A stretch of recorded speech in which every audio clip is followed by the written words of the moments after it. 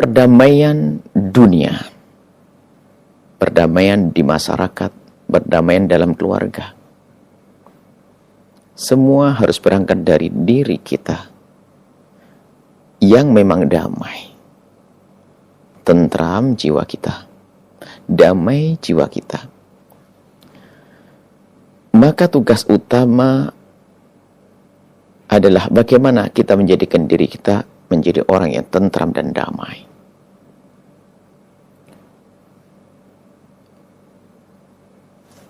Membebaskan jiwa kita dari hal-hal yang menjadikan kegelisahan di dalam diri kita. Jika para guru-guru tarbiyah, pembimbing, ahli tarbiyah mengajak kita untuk senantiasa membersihkan hati kita, sehingga hati yang bersih itu nanti akan menjadikan jiwa kita tentram, pikiran kita tentram, dan kehidupan kita menjadi tentram. Maka termasuk dikatakan oleh Imam Ghazali rahimahullah ta'ala, fardu kifayah di atas fardu ain di atas fardu ain adalah bagaimana kita membersihkan hati kita agar jiwa kita tentram. Sering disebut dengan tazkiyatun nufus, pembersih jiwa, atau tadhirul qulub, pembersih hati. Kita tidak membahas tentang perbedaan antara pikiran, hati, dan mental. Kita ingin membahas sesuatu yang benar-benar kita rasakan saat ini, yaitu saat kita menemukan kebahagiaan, kedamaian, ketentraman, yaitulah.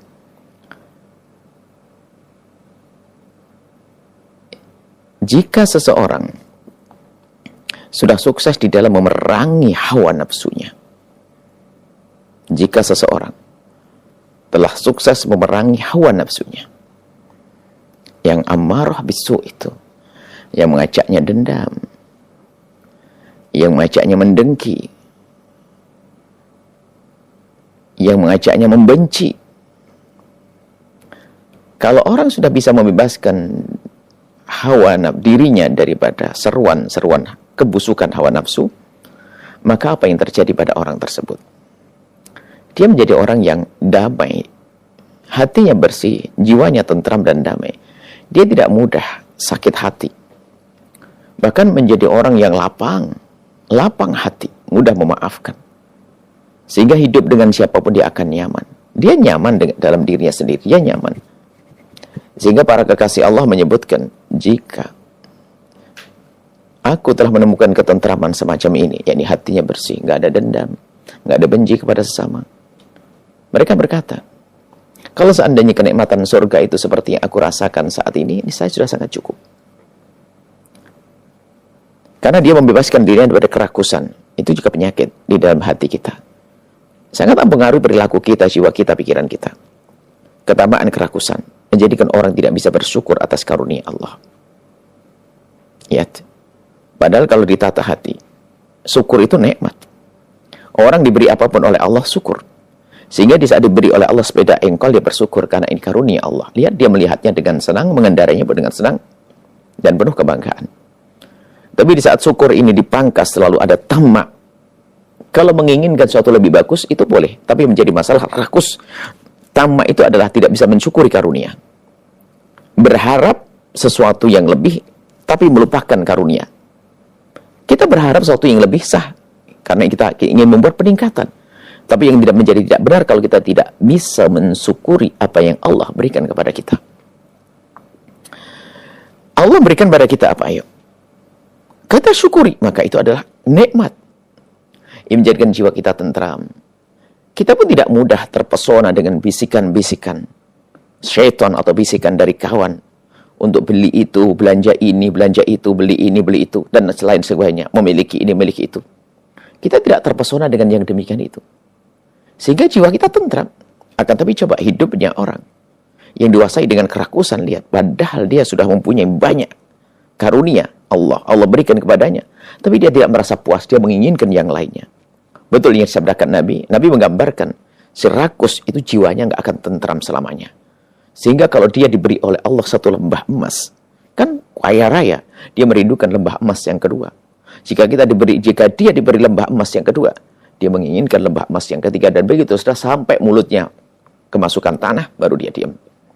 Tersiksa orang yang menjalani hidup dengan ketamaan, kerakusan. Di dalam dirinya kerakusan. Kemudian setelah itu apa? Akan menjadi dia jahat pada akhirnya. Kalau jahat, orang lain nggak akan senang dengan dia. Dirinya nggak tentram dia. Sampai digambarkan Nabi Madibani Ja'iani. Ursila fi min bi afsada min khirsil mar'i alal mali wa syarafi lidinihi. Jadi gambarannya, lihat. Ini sebuah contoh saja. Begitu pentingnya kita membersihkan hati kita agar jiwa kita tentram. Tidaklah dua serigala yang lapar dilepas kepada gerombolan kambing. Tidaklah serigala itu lebih merusak daripada seorang yang rakus kepada tahta dan harta. Jadi ada orang rakus kepada tahta dan harta. Ada serigala yang lapar, berdua lagi. Ya, kalau serigala satu itu, seandainya ketemu domba, ya menerkam, makan dengan tenang. Tapi di saat melihat suara serigala yang lainnya, dia akan bereaksi, tidak terima kalau ada yang mengambil, ada serigala yang mendapatkannya. Jadi padahal di mulut serigala ini sudah ada, ngelihat serigala lain menggigit kambing yang lain, dia nggak terima. Maka sehingga hancurlah itu gerombolan kambing. Ini kekuatan merusaknya seperti itu serigala lapar yang dilepas. Dua serigala lapar yang dilepas. Tapi tidak bisa mengalahkan orang yang rakus kepada tahta dan kepada dunia. Bagaimana kalau sudah rakus kepada tahta? Bisa membeli dengan dunia. Ya. Kemudian mencari dunia itu juga nggak peduli, yang penting dapat tahta. Kan bahaya, ini merusak. Sehingga tidak jujur dalam berdagang. Kalau jadi pejabat pun juga culas dan seterusnya. Dari mana itu semuanya? Dari kotornya hati, sehingga jiwanya pun menjadi seperti itu. Dia tidak akan tentram. Ini bicara tentang rakus. Belum kalau kita tanya lagi tentang bagaimana kita mendengki, na'udzubillah. Teman yang membangun rumah, dengki. Mana tentram dirinya. Sehingga nanti punya reaksi tidak baik. Orang lain pun tidak nyaman dengan dia. Karena apa? Dia mendengki. Sama yang tamak tadi. Orang tidak nyaman. Dirinya tidak nyaman. Menjadikan orang lain tidak nyaman. Dendam. Capek. Kita ngelihat orang yang kita dendami capek. Apalagi di saat mereka sukses, kita capek. Mereka sukses, kita marah. Ada apa? Bukan itu sebuah kebodohan. Mana tentram jiwanya? Karena jiwanya sudah tidak tentram, di dalam diri yang nggak tentram, maka dengan orang yang sukses juga nggak tentram. Lihat mukanya. Lihat orang sukses mukanya masam, muka cemberut, kurang santun dan seterusnya. Karena ada kekotoran di dalam dirinya. Ini membahayakan. Ini dendam. Bahkan mungkin akan melakukan kejahatan. Sehingga di dalam dirinya pun tidak nyaman, tidak indah. Maka orang lain pun juga tidak akan indah dengan dia. Dirinya tidak nyaman, maka orang lain juga tidak nyaman. Dia tidak nyaman, dirinya tidak nyaman. Tidak nyaman dengan orang, dan orang pun menjadi tidak nyaman dengan dia. Kapan terwujud kedamaian? Kapan terwujud kebaikan? Maka ayo kita semuanya belajar. Menata hati kita. Belajar membersihkan hati kita. Kita harus berusaha, terus berusaha dan berusaha, tidak ada henti. Memerangi kerakusan di dalam diri kita. Sukses, iya, harus kita rencanakan. Tapi rakus tidak boleh. Sukses harus kita rencanakan. Tapi kita jahat juga tidak boleh. Dendam. Kenapa kita harus mendendam? Bukankah itu saudara kita, umat Nabi Muhammad SAW? Ada apa kita mendendam? Kan enak kalau orang lapang hati. Lapang hati itu legowo. Di mana-mana dia tenang. Ketemu siapapun, lihat ini. Kami kalau ketemu dengan Anda, kita enak, indah. Kan pertemuan kita pertemuan yang tidak dibandingkan dengan dendam. Tidak dibandingkan dengan kebencian. Sehingga hati yang penuh dengan kedamaian dari dalam diri, jiwa yang damai, dari hati yang damai, akan menjadikan seseorang itu tampak damai di dalam dohir tubuhnya. Sehingga tampak damai dalam dohir tubuhnya ini akan direspon oleh orang di kiri kanannya dengan damai. Sehingga menjadikan orang di kiri kanan menjadi damai. Akhirnya kita pun nyaman dengan dia. Begitu sebaliknya. Jika jiwa kita tidak tentram, karena hati kita kotor, lihat. Reaksinya reaksi negatif. Di anggota tubuh kita pun juga negatif. Tidak ada baik. Dan kadang berubah menjadi sebuah kejahatan. Bukan saja tampak, bukan sekedar tampak sikap-sikap yang negatif, tapi perbuatan yang negatif, mengganggu. Orang lain tidak senang. Orang lain tidak senang, membuat reaksi yang negatif. Apa yang terjadi? Kita yang dirugikan. Kita sendiri yang rugi. Maka ayo, kita terus berusaha, belajar, membersihkan hati kita. Tekuni ilmu yang disebut juga ilmu tasawuf, ilmu membersihkan hati. Dan selamat tinggal dengan kebencian, selamat tinggal dengan dendam, selamat tinggal dengan permusuhan, selamat tinggal dengan ngiri, selamat tinggal dengan kerakusan, yang semua akan menyiksa diri kita. Sampai dikatakan oleh Imam Syafi'i, orang punya qalbun qanu, kalau orang punya hati yang pandai bersyukur, fa anta wa malikud dunya sawa, dia dengan pemilik dunia itu sama, raja dunia sama. Kenapa? Tidak ada kerakusan di dalam dirinya. Dan ini semua penyakit ini halus sekali, sehingga tidak sadar, sehingga kita tersiksa harus membeli handphone seperti handphone kawan kita, beli motor seperti motor kawan kita, beli ini seperti terus tersiksa. Kenapa? Memang hatinya kotor, tidak damai, tidak tentram. Maka akan muncul satu gerakan-gerakan, perilaku-perilaku yang negatif sesuai yang ada dalam dirinya, dan itu pun akan menjadikan yang di kiri kanannya mereaksi dengan negatif pula. Apa yang terjadi? Tidak ada ketentraman. Dia tidak tentram, lingkungannya juga tidak tentram. Orang di kiri kanannya juga tidak tentram. Nah, untuk ini, karena ini sifatnya tadi kalau kita kita cermati adalah bahwa dari diri yang damai akan menjadikan kita damai dengan orang, maka orang pun damai dengan kita. Kuncinya di dalam diri kita sendiri. Maka saat inilah waktunya, ayo kita keluar dari majelis ini merenung. Hawa nafsu seperti apa sih? Maksudnya model-model hawa nafsu kan hawa nafsu menjelma jadi dendam, benci, dan seterusnya. Model apa yang saat ini menguasaiku? Kekuranganku itu apa sih? Sambil kita merenung, kemudian kita pelajari. Dan sungguh, kalau namanya penyakit hati, kalau kita merenung dengan akal kita tuh mudah paham. Cuman permasalahannya sudah hawa nafsu, akal sering dilupakan. Coba.